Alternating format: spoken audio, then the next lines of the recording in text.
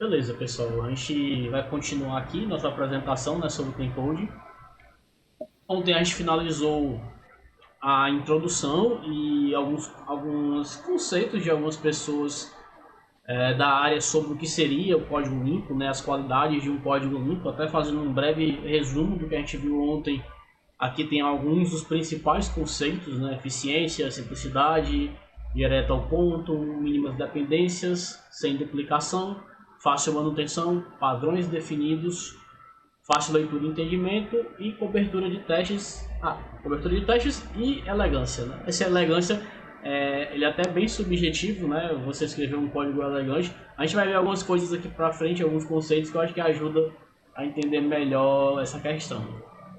Hoje a gente vai ver aqui o módulo Nomes Significativos. Se eu não me engano, é o primeiro capítulo do livro, né? Faz parte do nosso dia, a dia dar nomes às coisas, né? Variáveis, funções, classes, parâmetros, pacotes e arquivos. Essas nomenclaturas influenciam na compreensão do código e por este motivo temos que escolher bons nomes que representem bem os seus objetivos. Vamos ver algumas regras que podem nos ajudar nessa tarefa. Use nomes que revelem seu propósito, né? O nome de uma variável, função ou classe deve indicar o porquê ela existe e o que ela faz. Você tem ali uma variável que é uma letra D. Variáveis com uma letra só ou abreviações são bem complicadas porque elas não transparecem o seu entendimento. E botar um comentário para explicar não é a melhor solução para isso, né? Nesse exemplo aqui, por exemplo, não é incomum você ver em alguns sistemas antigos o pessoal usando variáveis com nomes pequenos. Uma letra, então, é impossível de entender, né? Aí, tempo decorrido em dias. Poxa, poderia melhorar essa nomenclatura, né? Um exemplo claro disso é exatamente o que a gente colocou aqui, ó. Tempo decorrido em dias, dias desde a criação, dias desde a modificação, idade do arquivo em dias, né? Tem aqui vários modelos de nomes de variáveis que conseguem transparecer bem o objetivo dela, né? Escolher nomes que revelem seu propósito pode facilitar bastante o entendimento e a alteração do código. Qual o propósito desse código? É um código. Esse aqui é um código que era Java no próprio livro, né? Eu fiz a adaptação para Delphi. Lendo esse código aqui, brevemente esse código, eu acho que a gente consegue identificar alguns pontos que não ficam muito claros. Alguém quer arriscar ou dizer o que esse código faz ou como ele funciona? Podem participar.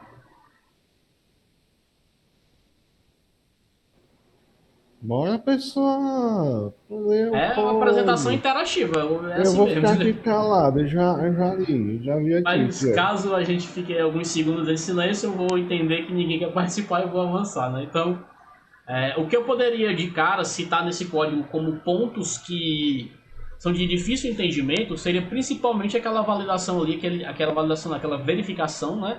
Aquele if ali, aonde eu tenho ali uma lista, né? Onde eu estou pegando ali uma determinada posição e a posição zero daquela posição, né? É uma lista de uma array de inteiros, pelo que eu estou vendo, e verificando se ele é igual a 4. Algumas perguntas me surgem ao ler esse código. Por que a posição zero? O que ela guarda? O que é o 4 desse contexto? Entendeu? São perguntas assim que de cara eu acho batendo o olho são as primeiras coisas que eu levantaria. Né? As perguntas, né? Que tipo de coisas estão na lista? Aí aqui tem mais algumas perguntas, né? Que podem ser levantadas, como que tipo de coisas estão na lista? Essa lista de quê? Né? Qual a importância de um item na posição zero? Que foi a pergunta que me veio à mente também. Qual a importância do valor 4? Né? O que é esse 4 aí no contexto? Como eu usaria essa lista retornada? Né? Pelo nome da função. Obter então. Beleza, para que eu vou usar essa função? Como é que eu vou usar ela? Qual o objetivo da existência dela? Né? Então, assim, tem muitas perguntas que a gente consegue tirar da tentativa de leitura desse código. Eu tenho aqui um código após uma refatoração que faz exatamente a mesma coisa. É o mesmo código refatorado, né?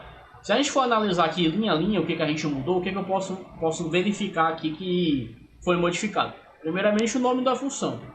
Obter células sinalizadas, porque é uma função que retorna as células que foram sinalizadas. Show.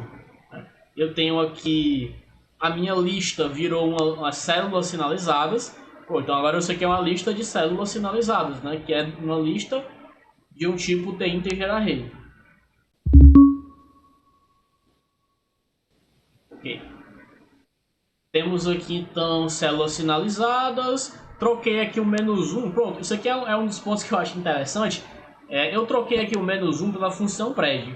No Delphi existem várias funções para fazer pequenas operações matemáticas.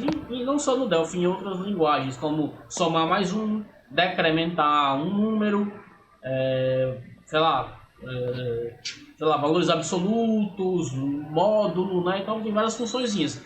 Às vezes tem programador que prefere fazer a operação diretamente no código. Por exemplo, no caso do "-1", prefiro colocar count "-1". Não está totalmente errado, porque é um contador menos uma posição, não é uma coisa tão difícil de compreender. E já tem outros programadores que preferem colocar essas funções que fazem essas ações e encapsulam esse funcionamento, como o pred, que é uma função que recebe um inteiro e retorna ele "-1". Ela não é muito complexa, é bem simples. Quando a gente fala de elegância no código, isso aqui não é uma regra que eu estou falando, mas um professor de Delphi, de um curso que eu fiz, falou que preferia o pred porque achava ele mais elegante. Então eu acho que ele é um exemplo do que pode ser essa elegância. É algo bem subjetivo, vai depender muito de quem está trabalhando naquele código. O que eu costumo dizer sobre isso, usar ou não usar essas funções, vai depender do seu meio. Eu acho que é uma conversa que se tem que ter com o seu time, né? A menos que você esteja trabalhando sozinho. Se você estiver trabalhando sozinho, você faz realmente do jeito que você achar melhor. Mas se você está trabalhando num time, conversa com o seu time. Galera, é melhor usar o "-1", é melhor usar o pred? O que é que fica mais, o que é melhor para nossa leitura, né? Por mais que um time seja meio que um organismo vivo, né? Hoje uma pessoa está no time e amanhã pode não estar, devido ao mercado e tal. Vale a pena essa decisão ser tomada em equipe, né? Até porque ela sendo tomada em equipe, os próximos que forem chegando, a gente vai passando esse padrão e teoricamente todos vão segui-lo, né? Apesar que eu sei que isso é bem difícil, essa questão de padronização de código num cenário de uma equipe muito volátil, mas eu acho que a melhor explicação que eu poderia dar para esse tipo de utilização de funções ou operações direto no código seria isso. Uma outra coisa, a gente tem ali agora uma variávelzinha células, né? A gente fez uma desnormalização, né? Eu tenho ali a variável células, que é um T integer array, né? E ele recebe a posição que eu estou trabalhando do meu tabuleiro. Opa, é que a gente já tem mais uma mudança que ajuda a entender. O meu lista é um tabuleiro de jogo. Então, lendo esse código, o que facilita o meu entendimento? Cara, então aqui se são células, né? Imagino que são as células, as casas, posso dizer assim, de um tabuleiro de um jogo. E eu estou percorrendo essas casas, essas células, né, com esse laço e fazendo alguma coisa com elas. Então aqui já melhorou também o nosso entendimento mais um pouquinho. E aí eu tenho aqui a minha verificação. Célula, aí eu tenho aqui uma constante, né, valor status. Opa, então aqui eu já tenho uma informação que responde uma pergunta. O que é aquela posição 0? A posição 0 aparentemente guarda o valor do status, né, que deve significar alguma coisa para esse tabuleiro, para aquela célula. E eu verifico se aquele status é igual a sinalizado. Ou seja, o código 4 ele quer dizer que aquela célula foi sinalizada, né? Que aquele array de células, na posição 0 daquele array vai guardar o status, que ele recebeu uma sinalização. E aí eu coloco aqui numa lista de células sinalizadas. Já melhorou bastante o meu entendimento da função, com pequenas alterações em nomenclaturas, utilização de constantes no lugar de usar diretamente números, né? Inclusive, quando você vê um código que tem números diretamente no código, você pode escutar falar uma expressão chamada números mágicos. Não é incomum no mundo do desenvolvimento, que são aqueles números que são uma caixinha de surpresa. Você não sabe o que ele significa. 4, tu vê um 4 no teu código. O que é que o 4 quer dizer, pelo amor de Deus? É muito difícil de interpretar. Então você substituir esses valores por constantes que no seu nome indiquem o que aquela informação é uma solução muito boa para melhorar muito a legibilidade do seu código, né? Se a gente avançar mais um slide aqui, a gente pode melhorar ainda mais essa questão. O que foi que eu mudei aqui? Eu mudei ali o nome, né, da função. Antes era obter células sinalizadas. Eu mudei para obter lista células sinalizadas. Nesse contexto, eu estou indicando que a minha função vai retornar uma lista de células sinalizadas, né? Fica mais fácil na hora que eu for utilizá-la. Deixa eu só beber tomar uma água aqui. Pronto. Outra coisa, eu criei um tipo T-células, né, que encapsula o meu T-integer array ali, e a partir dele eu vou ter uma lista de células, o que facilita eu entender o que está acontecendo, porque eu tenho uma lista de um array de lista de arrays de inteiros. Beleza, o que são isso, né? Lendo esse tipo, não me deixa claro o dado que está sendo mantido ali dentro.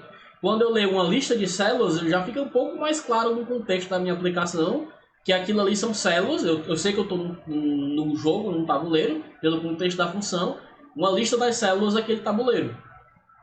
E aí eu tenho aqui agora um tabuleiro campo minado, né? Eu troquei ali de tabuleiro jogo para tabuleiro campo minado, o que transparece mais ainda, especifica mais ainda, digamos assim, em qual tipo de jogo eu estou trabalhando, né? Que aqui no caso é um jogo de campo minado, e começa a me fazer muito sentido a questão de células, né? Para quem nunca jogou o campo minado, ele é aquela telinha que é cheia de quadradinhos, onde você vai clicando e vai revelando as bombas ou não, né? Se eu não me engano, algumas versões mais antigas do Windows tinham até nativamente um joguinho como esse, então já melhorou bastante o meu entendimento.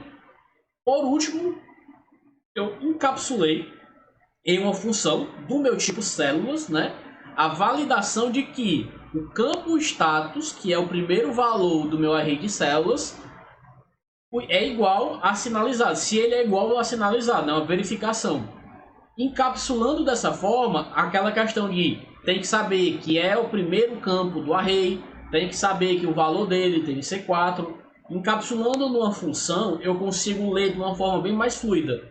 Por exemplo, se eu for ler esse lado aqui, não sei se vocês estão conseguindo ver meu mouse, mas se eu for ler esse código aqui, vamos lá, se células, aí a posição, valor e status, que aqui eu não sei que é o 0, né? Se a posição, valor e status for igual a sinalizado, salvo a célula numa lista de sinalizadas. Show! Se eu ler se célula está sinalizada, vocês conseguem ver como a fluência na leitura dessa linha é bem melhor do que a dessa, por mais que as duas passem a mesma ideia. Essa linha ela é intangível, porém a fluência na leitura do código dessa, que até um dos conceitos, uma das respostas para código limpo que a gente viu lá atrás, foi que um código bom, um código limpo é um código que você consegue ler como uma prosa bem elaborada. Então essa leitura fluida é justamente isso. Se células estão sinalizadas, faz isso. Vocês conseguem ver que tem uma fluência nessa leitura? Né? Deixa eu avançar mais um slide aqui. Evite informações erradas. Devemos evitar passar dicas falsas que confundam o sentido do código. Palavras com significados podem ser diferentes dos que queremos. Por exemplo, lista de contas. Tem uma variável que tem aqui o nome dela é lista de contas. Para um programador que lê o nome dessa variável e não está olhando para a declaração dela, o que é que o nome dela me indica? Que essa variável é uma lista. Isso aqui, esse exemplo, eu já coloquei logo em sequência, justamente porque no anterior a gente criou uma função lista de células sinalizadas. O motivo de eu ter botado lista foi para indicar que aquela função retorna uma lista. Tu já pensou se ela retorna um array? Entendeu? Que é o caso desse exemplo aqui. Eu tenho uma variável que é lista, mas ela na verdade é um array. A forma de trabalhar com essa variável é diferente de para um array e para uma lista. Então ela está passando uma informação errada, né? Para o cara que vai utilizar ela e talvez não esteja vendo a declaração, vai usar ela dentro de um código, isso aqui pode acabar gerando um bug, né? Pode acabar abrindo as portas para o cara fazer um mau uso dessa variável. Uma utilização mais correta desse tipo de coisa seria lista de contas realmente ser do tipo lista. Só que, para evitar isso daqui, para evitar esse problema, talvez não seja interessante colocar essa questão de lista ou o tipo da variável no nome dela. Pode não ser uma boa prática. Porque quando você coloca, você vai ter que se preocupar do tipo com dizer com o nome. Senão, ou você vai ter que mudar o nome ou vai ter que mudar o tipo para o negócio ficar tranquilo. Eu ouso dizer que em funções tem valor, né? Em você colocar o tipo, porque vai me dizer o que a função retorna, né? Agora, em variáveis eu acho que não há necessidade. Em variáveis você só bota realmente o que aquela variável é. É claro, No exemplo de lista ou array, pode até fazer sentido. Porque se eu poderia colocar só assim, de contas, né? De contas é extremamente estranho, né? Ou então só contas. Contas ficaria legal, né? Lista de contas, poxa, é uma lista de contas, não é ruim. Então, assim, para tipos como lista e array, pode até ser uma exceção. Agora, string, string nome, nome string, não tem necessidade de você colocar, né? Ó, aí aqui tem mais um exemplo, né? Array de contas, uma variável que é do tipo array.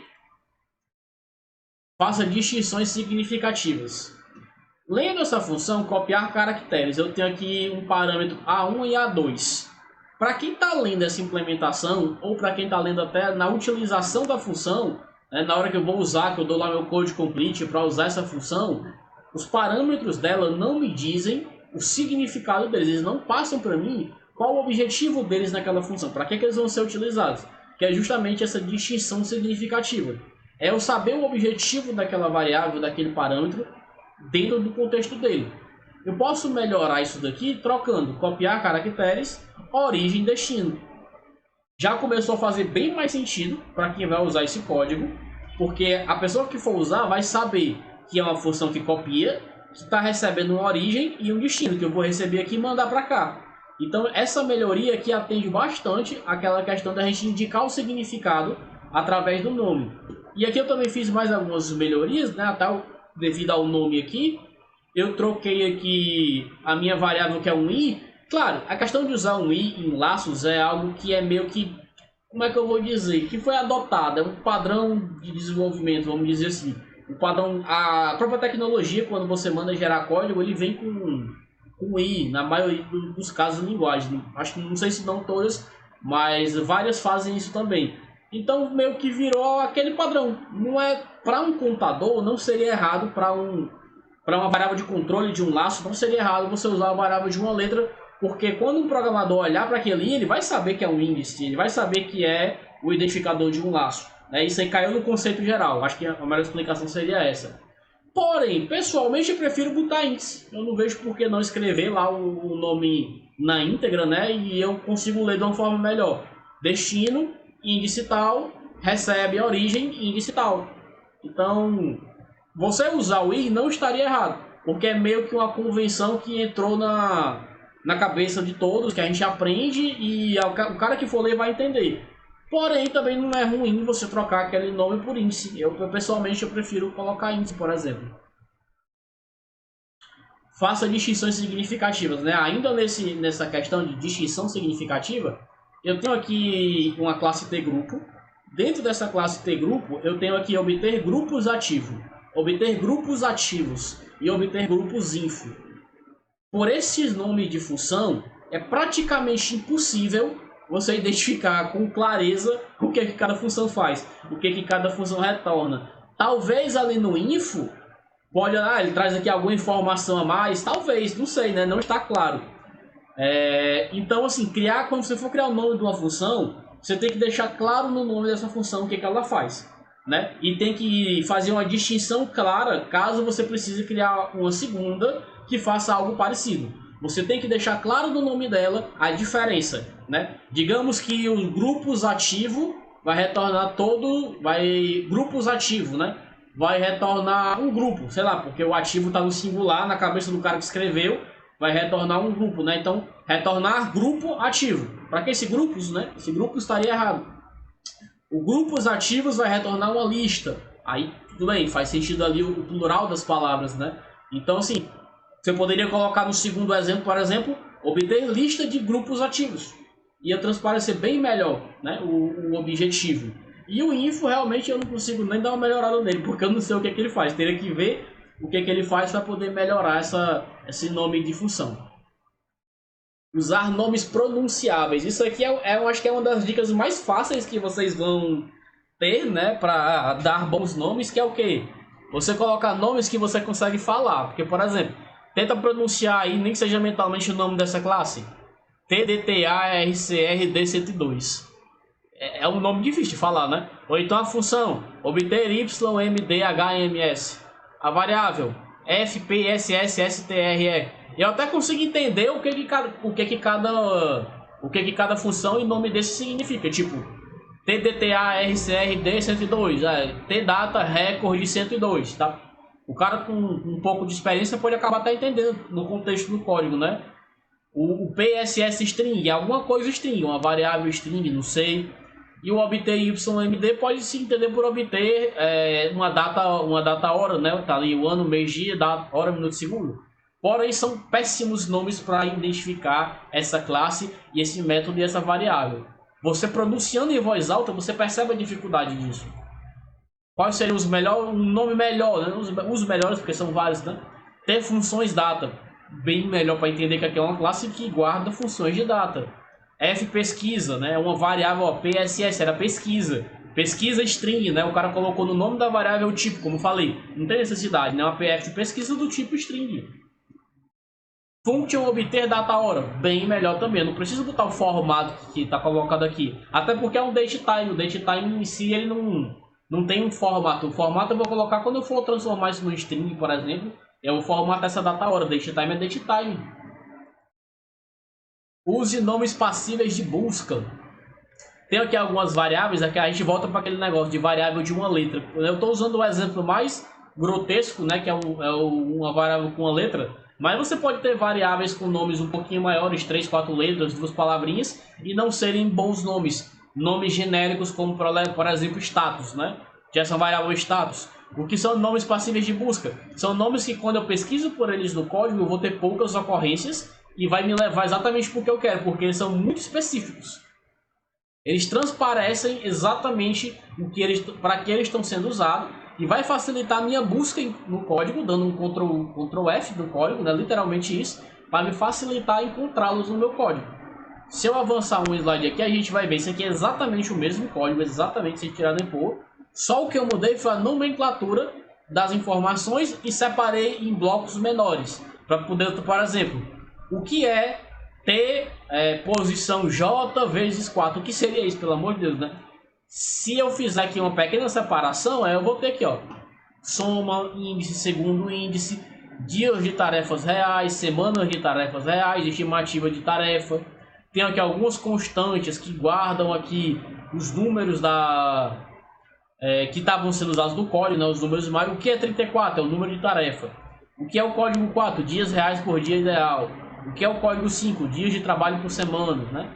Então é um código que fica realmente bem mais fácil de você ler. Eu não vou entrar em detalhe aqui no que ele faz, porque não é o nosso objetivo. O nosso objetivo aqui é eu saber, por exemplo, que o S no código anterior, ele quer dizer soma. Eu quero procurar onde é a variável que guarda a soma. Já pensou procurar por S? Ia aparecer milhões de ocorrências, entendeu? Nem que fosse numa tela só.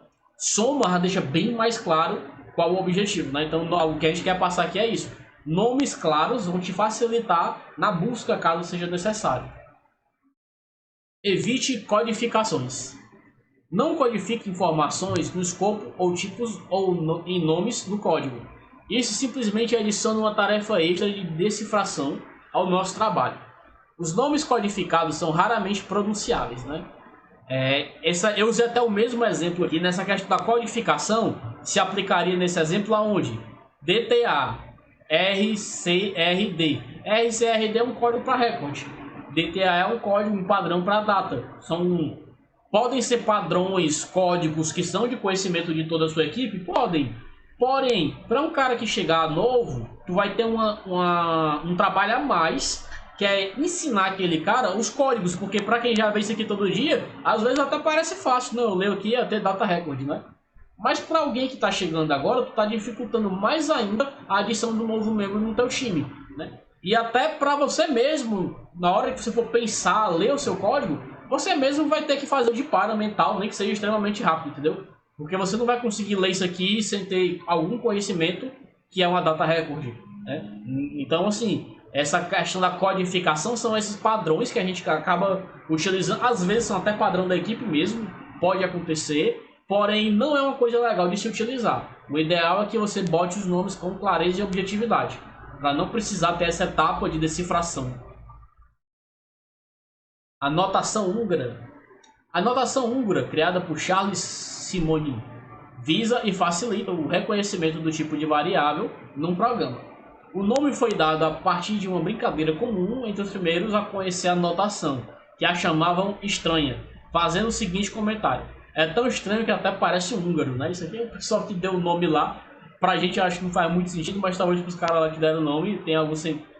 uma piada interna, né? Me parece uma piada interna. A tabela abaixo indica os tipos e indicadores mais utilizados na notação húngara, né? A notação húngara, como a gente viu ali, é um prefixozinho que é colocado nas variáveis e que o objetivo é dizer o tipo dela. Isso daqui, há muito tempo atrás, eu até acho que eu coloquei no próximo slide. No próximo slide eu coloquei, então aí eu vou só dar uma olhada aqui e depois eu vou ler lá. Aqui ele bota aqui alguns prefixos, né, que são comumente utilizados na notação húngara. S para string, eu tenho um HLIG handle, MSG de mensagem, um FN de function, um B de boolean, um U de inteiro, um F de flag, né, são alguns dos mais conhecidos, eu creio. Mas por que a galera fazia isso, né? Antigamente, quando trabalhávamos com linguagens com limite de tamanho para nomes, violávamos essa regra quando necessário. O Fortran forçava codificações ao tornar a primeira letra uma indicação para o tipo. Versões do BASIC só permitiam uma letra mais um dígito. A notação húngara inovou nessas limitações. Havia compiladores que não verificavam os tipos e os programadores precisavam de ajuda para lembrar do tipo. Esse cenário mudou. Hoje não temos essas mesmas limitações em linguagens mais modernas. Dessa forma, a notação húngara e outras formas de convenção de tipo são basicamente obstáculos. Eles dificultam a alteração do nome ou do tipo de uma variável, função ou classe, dificultam a leitura de código e criam a possibilidade de que o sistema de codificação induza o leitor ao erro, né? Que é justamente o que a gente viu lá atrás com a questão de botar tipo em nome de variável. Isso aqui fazia muito sentido antigamente, como ele citou. Tinha linguagem que te obrigava a identificar o tipo com uma inicial na letra. O Fortran, o BASIC limitava o tamanho do nome da variável. Então fazia sentido, em algum momento fez sentido, né? Porém, hoje em dia isso não existe mais, essas limitações não nos atingem mais. A linguagem que eu acho que é mais conhecida por ter uma tipagem não muito legal é o JavaScript. E ele mesmo, hoje em dia, você consegue usar ele com TypeScript, o que ajuda muito na tipagem. Você não precisa identificar uma variável botando o tipo dela no nome. Você bota realmente o tipo dela, né? Então, realmente é algo que nos dias atuais não é ideal você fazer. Não tem mais necessidade, né? Nesse exemplo aqui, por exemplo, eu coloquei aqui a mesma informação que é o telefone. Telefone integer, string. O cara que vai usar isso aqui pode pensar que o telefone é um inteiro, quando na verdade é um string. Qual é o problema disso daqui? Se ele tentar passar isso aqui para algo que espera um inteiro, provavelmente ele vai causar um bug. O mesmo acontece no contrário, telefone string. Telefone string é o do tipo inteiro. Ele tentar usar isso aqui como string em algum lugar pode provavelmente causar um bug, né? Então não tem essa necessidade, até reforçando um conceito que a gente viu anteriormente, né? De colocar tipagem em nome de variáveis. Nome de classes. Classes e objetos devem ter nomes com substantivos como cliente, página e endereço. Nomes de classes não devem ser verbos, né? O nome de uma classe ele tem que ser o nome de um substantivo, nome de algo, né? Para simplificar, né, até ele coloca, o nome de classe não deve ser verbo. O verbo é uma ação, né? Fazer alguma coisa. Então, sempre que você tiver o nome de uma classe, ele vai ser algo palpável, né? E não uma ação. Um cliente, uma página, um endereço, né? Você nunca vai ter uma classe salvar. Salvar é uma ação, é um verbo, faz sentido mais para um nome de função, como a gente vai ver futuramente, né? Então, a gente sempre coloca um substantivo e no singular. Você não vai botar ter clientes. Uma classe simboliza uma coisa, né? Ele vai simbolizar ali um objeto, né? Ela é a receita de bolo de um objeto. Como ele é uma coisa, uma entidade, um objeto, não faz sentido o nome dela ser um plural. Então você vai criar a classe ter cliente como ter cliente. Ah, cara, mas a minha classe vai simbolizar uma lista. Aí nesse caso você bota ter lista cliente. Para ficar claro que aquilo ali é uma lista de clientes. Ou ter cliente list, que são algumas convenções que você pode ter dependendo da linguagem, né? Botar lista, botar list, né? Ou então até clientes. Nesse contexto, o tal plural não estaria errado, né? Ter clientes é uma lista de clientes. Mas tudo isso tem que ser pensado e são pequenas exceções à regra. O nome de métodos, functions e procedures, né? Até uma observação. Se em algum momento eu falar apenas método, né? Como eu falei, o livro lá é escrito em Java, eu acho que eu falei na aula anterior, e lá ele vai chamar tudo de método. No Delphi a gente tem funções e procedimentos. Então eu tentei, em todos os lugares que eu lembrei, colocar functions e procedures para ficar mais claro para o pessoal que eu estou falando dessas entidades, digamos assim, dessas coisas. Quando eu falo método, é uma função e procedimento. Pode ser qualquer um dos dois. Se aplica aos dois tudo que eu falar, né? Os nomes de métodos devem ter verbos como exemplo, né? Como eu falei anteriormente. Verbo, ação, deve ser utilizado como nome de método. Enviar pagamento, salvar, gerar fatura. Né? As funções e procedimentos devem ter nomes que indiquem que elas estão fazendo algo e o que elas estão fazendo, né? Quando construtores, nomes de métodos, né, ainda aqui, quando construtores estiverem sobrecarregados, devemos usar métodos factory estáticos com nomes que descrevem os parâmetros. Isso aqui é interessante porque é um conceito que realmente, quando eu li a primeira vez o livro, eu achei estranho, mas depois me fez algum sentido. Quando você tem construtores de classe e esses construtores têm ali uma sobrecarga, várias sobrecargas, você vai ter lá vários create mudando os parâmetros. Para quem vai usar, se você for pensar, fica às vezes difícil saber, poxa, qual a diferença? É só porque recebe algo a mais ou faz alguma coisa diferente esse construtor? Uma técnica para evitar esse tipo de pergunta seria você criar um método estático que retorne uma instância daquela classe, né, utilizando ali o padrão um factory, né, que vai retornar a instância daquela classe e no nome desse método você indica o que está acontecendo, como por exemplo...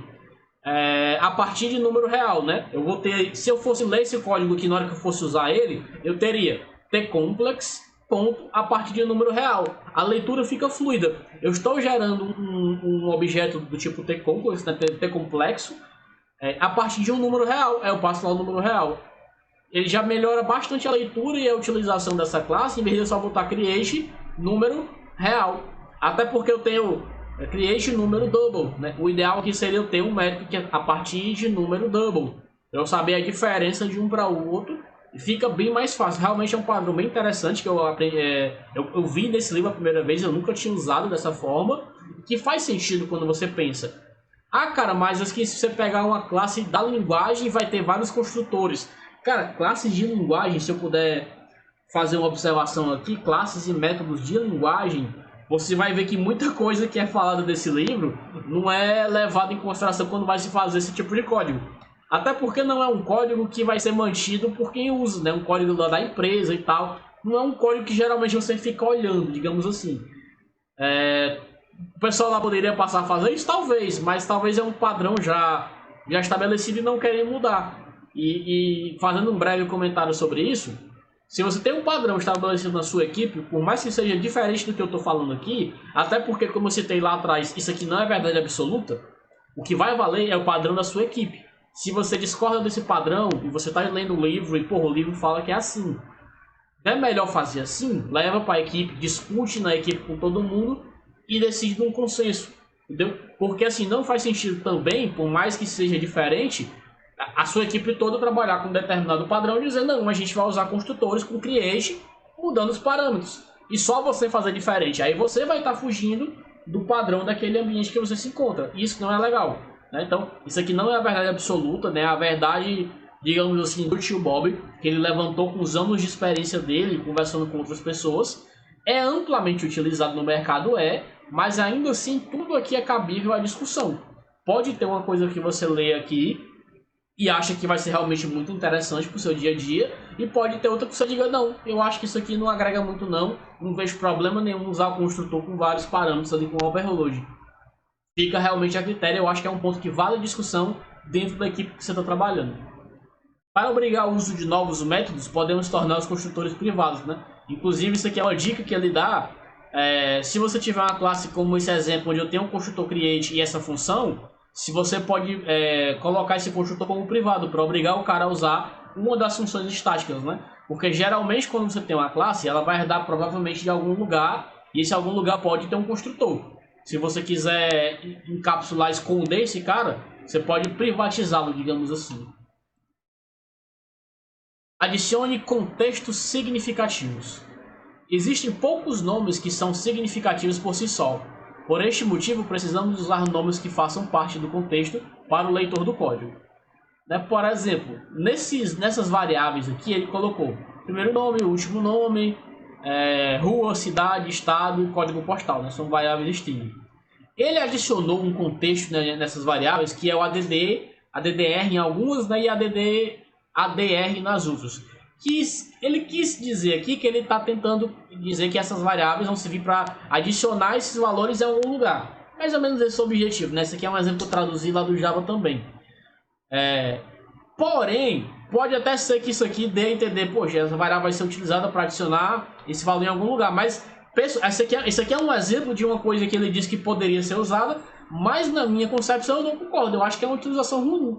A melhor solução que ele deu, para mim, eu diria que ela é a única solução, que é o quê? Cara, se tu tem várias variáveis soltas desse jeito aqui para trabalhar com alguma coisa, e elas são do mesmo contexto, coloca elas numa entidade, numa classe, agrupa elas embaixo de alguma coisa.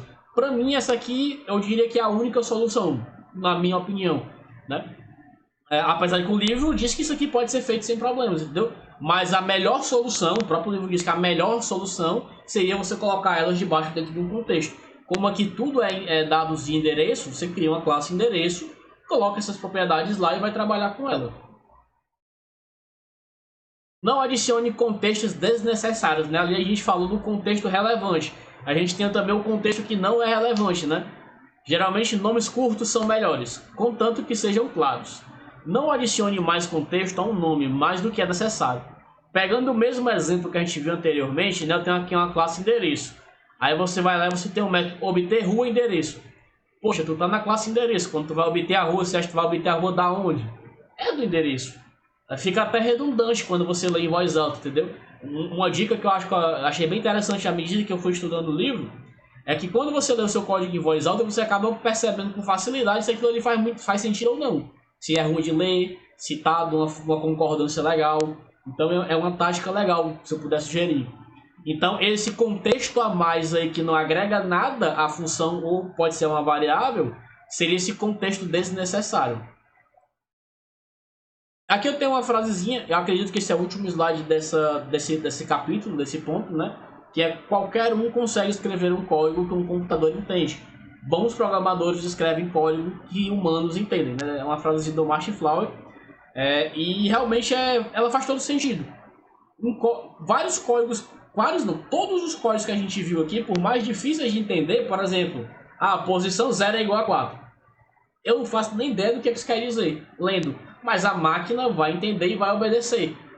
Um código que uma máquina entende é fácil de você escrever, você não precisa se preocupar muito com ele. Mas um código que o seu coleguinha do lado ou uma futura geração da sua equipe vai ler e conseguir entender a ideia, por mais que ele tenha sido escrito há 10 anos, aí é que está o diferencial de um bom programador. Isso aí é um diferencial importantíssimo, que a gente tem que ter. Beleza. Funções e procedimentos, Aqui já seria o capítulo 2 do livro. Eu vou encerrar por aqui, a gente já está aqui com quase 40 minutos. Vou tentar fazer cada vídeo um dos tópicos que a gente vai abordar aqui, que eu acho que vai ficar uma organização legal. Então, até a próxima.